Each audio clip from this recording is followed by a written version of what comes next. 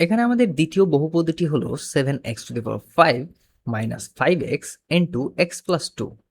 এখন যদি আমরা প্রথম বন্ধনীর সরলীকরণটা করি, অর্থাৎ minus 5x into x plus 2 এর সরলীকরণ করি, তবে সেটা দাঁড়ায় মাইনাস 5x² মাইনাস 10x।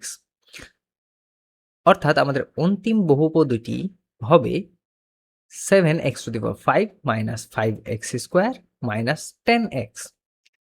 এখন যদি আমরা প্রতিটি পদের ঘাত লক্ষ্য করি, তাহলে আমরা দেখতে পাই প্রথম পদ অর্থাৎ 7x⁵ এর ঘাত 5, দ্বিতীয় পদ মাইনাস 5x² এর ঘাত 2 এবং তৃতীয় পদ মাইনাস 10x এর ঘাত 1।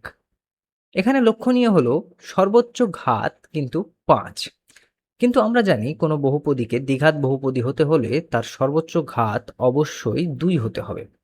যেহেতু এই বহুপদীর সর্বোচ্চ ঘাত 5, তাই এটি দ্বিঘাত বহুপদী নয়।